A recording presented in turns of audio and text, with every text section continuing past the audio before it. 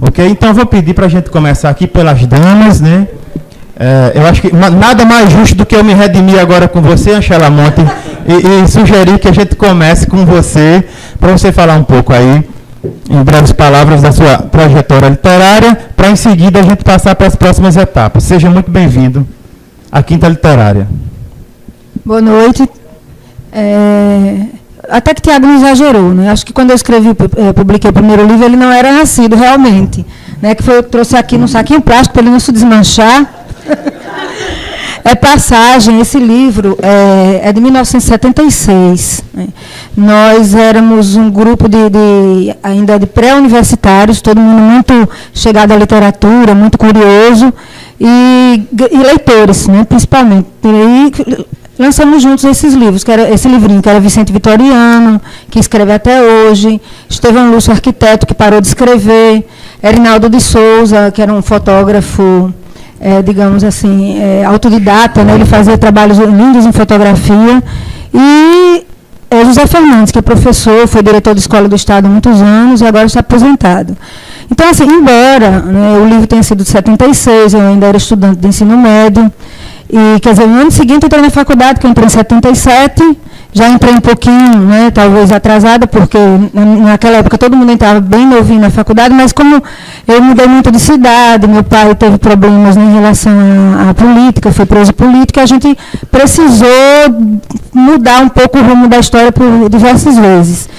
Mas, assim, quando eu cheguei em Natal, de volta, né, de São Paulo, em 74, logo em seguida foi um verdadeiro encantamento ter encontrado um monte de gente, praticamente na mesma rua, que gostava de ler e de escrever. Então, nós trocávamos muitas informações, trocávamos livros, e daí surgiu Passagem. Depois de Passagem, na época da faculdade, nós escrevemos também, foi um trabalho coletivo, um livro chamado Ato, que está aqui, mas esse eu não ouso mostrar. Até porque esse livro foi meio traumatizante. Foi uma época muito efervescente na universidade, politicamente falando, e o livro foi um livro escrito por estudantes de letras, e a maioria, né, do grupo não estava engajado politicamente. Então, era um livro que muitos poemas falavam em amor ou em outros temas que não eram daquele interesse naquele momento. Então, nós vimos um lançamento no diretório acadêmico e nós fomos quase linchados. Foi tão assustador que eu acho que eu passei muito tempo sem querer publicar. E olha que eu sempre tive, por causa de papai, né, por causa da nossa história, muito envolvimento assim, dentro de casa, em termos de consciência, de discussão com as questões sociais e políticas. Mas eu também era assustada. Né?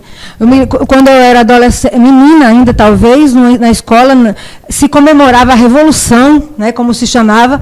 Nós, estudantes, éramos obrigados a fazer cartazes louvando a Revolução. Eu, sabendo que não era aquilo, fiz um cartaz, uma cartolina preta com o olho com a lágrima, dizendo não valeu a pena porque houve lágrimas. Resultado, o professor saiu correndo atrás de mim, leva esse cartaz embora, rasgue, né, a gente não quer confusão. Então, tinha um monte de trauma em relação a isso, né, talvez a inocência do nosso livro. Inclusive, os meus poemas do livro também são inocentes, embora a maioria também tenha um cunho social, porém não em relação à política. E depois desse livro foi um bom tempo. Aí fui cuidar de menino, fui ter filho. E depois veio um livro solo, né, que foi A Trama da Aranha, e daí eu continuei e não parei mais, embora eu precise de fôlego. Né? Tem gente que escreve muito, escreve um livro por ano. Eu preciso de tempo. Né? Na verdade, as coisas amadurecem muito lentamente comigo. Eu sou muito exigente, já fui menos, hoje sou mais, e estou ficando quase que insuportável de tão exigente, porque quando eu vou escrevendo, eu vou muita coisa jogando fora, desmanchando, deixando para depois. Às vezes retomo, às vezes digo, não vale a pena. E, de certa forma, eu acho que isso reflete a maturidade da gente como pessoa também. Né? Então, e como leitor. Cada vez mais, conforme a vida vai passando, nós nos tornamos leitores mais exigentes. Então, escritores mais exigentes também. E, no momento, por exemplo, eu talvez imitando um pouco meu amigo Demétrio, ou eu estou escrevendo contos, né, e eu tenho muita facilidade com a prosa, muito embora eu seja preguiçosa. Talvez eu desse uma boa cronista, porque quem, né, é meu amigo no Face sabe que, vez ou outra, eu gosto de postar uns textos, e aquilo me faz bem. Né, a prosa me faz bem no sentido de que ela talvez eu tenha menos exigência em termos de elaboração, que acho que é o contrário de você, né, Demétrio? Mas comigo não, a prosa ela flui com mais facilidade, por incrível que pareça, do que a poesia, porque a poesia eu exijo mais de mim mesma, talvez.